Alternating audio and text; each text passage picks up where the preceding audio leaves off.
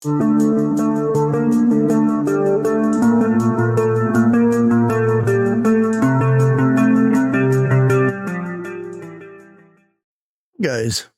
welcome back. Bushcraft Family with another video. And let's just get right into it. What is a prepper? What is prepping? Who are preppers? And are you a prepper? Now, if you watch the media will tell you prepping is they're fear mongers. They're scared. They fear what's going to come and everything like that. But honestly, it's quite the opposite. It's actually there's no fear involved in it if they are true preppers. And again, I don't like using the word prepper, but that's just what everybody knows it as. So we'll go with that. I feel more comfortable calling what I do a survivalist. Not just having one skill point, but having many. And you break it down, preppers are somebody who stockpiles a bunch of food and ammo and protection devices in hopes for bad stuff to happen. No. Anyways, let's go ahead and get to the nitty-gritty. Why should you prepare? Just ask yourself, if you come across this video and you're kind of thinking about it, and ask yourself this: what happens when the system stops working? And the system I'm talking about could be the government, could be similar or simple, like the power goes out. It could be anything. Economic collapse, cyber attacks, all these things that they try to scare you on the media, could happen. Instead of following with the fear and everything, you prepare for these things. And is it bad to prepare for things? When you go on a trip in your vehicle, the next city over, or a store 10 miles down the road or something like that, I can almost guarantee you that you are already prepared. You're already technically a prepper, just driving to the store. And it's simple as you have a spare tire. You don't go out every day expecting to have a flat tire, but you have a spare tire in your vehicle just in case you get a flat. That's what prepping is in a nutshell. How do you start prepping? A lot of people feel it's just too overwhelming. There's too many things you have to do. You have to buy all this food and not touch it and everything like that. It can be as simple as, figuring out what your family eats in a month or a week. Just go for a week. Say you eat 3 cans of green beans, meat, and potatoes or whatever. So you're going to need 3 cans of green beans for this week. Instead of buying 3 cans, you buy 6 cans and put 3 back. And then, the next week you buy those 3 cans again. Instead of the 3 cans, you buy 6. And then you put the new cans in the back of your stockpile. That way you used the ones, the older ones first. Very, very simple. Now there's other things you can get into, as again, prepper. Thinking of ways, if the power goes out, how do I light my house? There's candles, there's solar, there's many forms, and I'm not going to go into a whole bunch of spiel about all this stuff, but I'm trying to open your mind to other parts of prepping, just not the food. Because there is quite a bit that you can think of. Now, you have a light source. You have candles put up somewhere in a box or in a drawer or a cabinet or something. You have flashlights. Okay.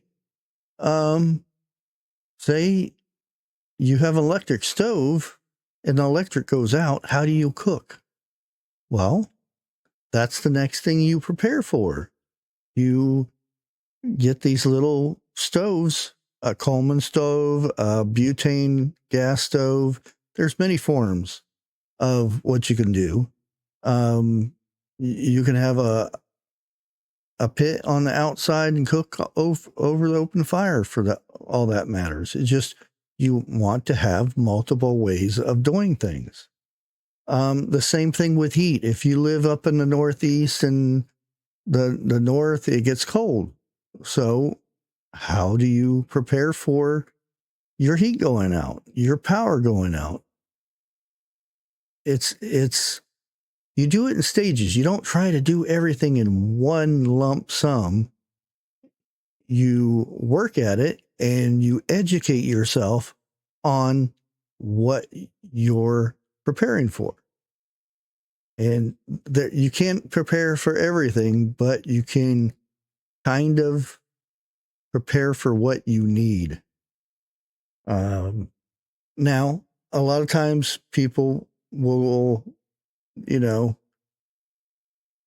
a prepper. If something happens, I got my 300-pound bug out bag and I'm going into the woods to live. That might be fine for some people, but there's the subject of bugging out or bugging in. If something bad happens, chaos, shift or whatever the case may be, it's more sensible for you to stay where your house is, where you have walls, windows, and, a roof over your head, protection, and you have all of your stuff, and everything's already there. Now, it's not a bad thing to have a bug out bag, because you never know, you may have to take that bag and go, because the house you're living in is not able to you're not able to live there for whatever reason. It could be a hurricane. You want to have a bug out bag, and a bug out bag doesn't mean you're going to go to the woods and hide for 6 months or a year. It could be something to get you by for a few days or a week, something like that. Just like a bug out bag, it's kind of opposite. It's called a get home bag. And these are made up of things that you want to, it's very light. You want to have 1 to 2 days of food and water. You want to have map, the normal survival type stuff. I'm not going to go over every little thing that you need to have, first aid, navigation, you don't want to have a bag that, if you're not used to carrying, it's going to stress you out and make things harder on you. You want to hurry up, get home. And that's what the get home bag is. And that's another form of prepping. It's not hoping that, you get stranded in the middle of nowhere and have to walk your way out. It's just in case. And there are other kits that you could say which are within this. Now, I'm not, one of them is called a nuclear kit or a nuclear survival kit. It's preparing for, if there's nuclear things flying in the sky.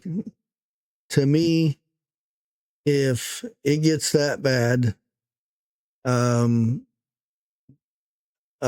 mask and iodine pills are not going to help you. It's just going to prolong your suffering. Now, this is just my opinion. There are plenty of people out there that prepare for this kind of stuff, but what happens to the soil? What happens to the water? What happens to the air? It's all contaminated. Now, there are things that you can wear, the gas mask and things. Most of them have these screw-on filters. They don't last forever. They don't have that long of a shelf life, so to speak. So it's just what you're comfortable with. If you're comfortable on doing that, making a kit just for that, by all means do it. If it makes you feel more comfortable and stuff, just like having a get home bag, by all means make the kit. Now again, there's other forms of prepping. And it could be as easy as prepping for digital security. When there are bad people that try to steal your identity and stuff like that, always preparing and having physical, actual IDs and your birth certificates and all that stuff. That's a form of prepping. One of the things that gets hacked a lot is medical records. And I always say, when you go to the doctor, always get a copy of your medical records. It's a physical form, a folder filled with the stuff that you, your history and everything. That way, if things get wiped out, you have a copy. Same thing with financial. You can get a data backup of your financials, all kinds of stuff, because you never know. You never know what could happen. And what you really need in your shift first aid kit. Now, I've seen people go hog wild and have a surgical thing, and they'll have, all kinds of stuff. Suitcases full of first aid stuff. Now that's fine in your house and stuff. I've seen people have, it looks like a pharmacy in little tubs of stuff, medication and stuff. And again, it's what you feel. If you feel that you need that stuff, but before you jump into something like that, Do research. Don't listen to YouTubers. Do your own research and find out what you need. The basics, and like I do, I want to find alternative ways to protect my body, you know, my forms of antibiotics and things like that, that I can, you know, self heal myself. I'm being careful with my words here, if you haven't noticed. But yeah, it's something that, and again, when I say do your own research, I mean read books.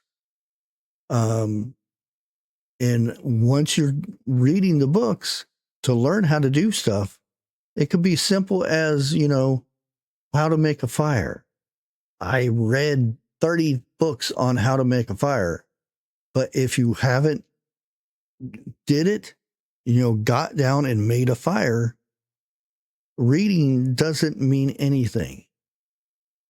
Doing what you learn,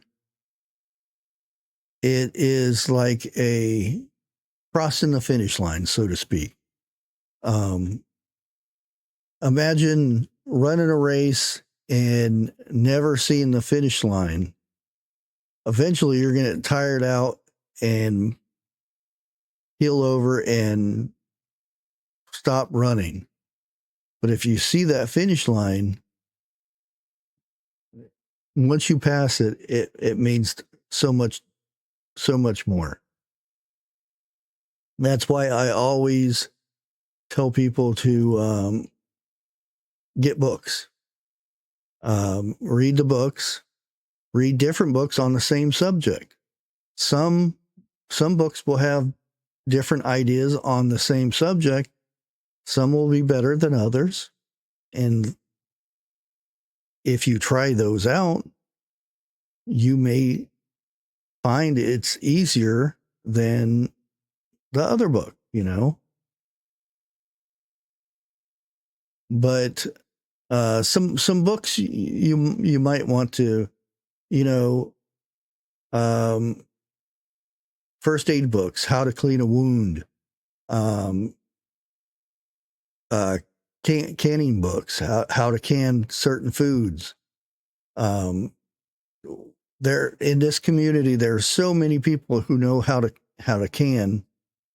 How many of those people know how to can on an open fire, in a fire pit, or, you know, a campfire alongside the road somewhere? How many people can that way?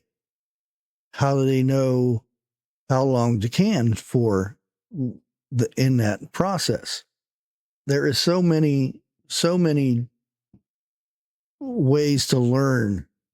It's just not, you know, prepping. Oh, I got 10 cans of Spam in my cupboard. I'm good for 2 years. No, that's not prepping. If you look at the media and social media, they tell you to do this and tell you to do that. And again, I'm not saying every person that's on here knows everything there is, and some don't know anything. That's why you do your own research. And one of the best ways is books. And then do what you learn in the books. And I'm going to go ahead and leave it at that. If you have any questions, leave them in the comments down below, and I'll try to answer as much as I can. And I'm sure somebody else in the comments will reply back. Until next time, like always, God bless.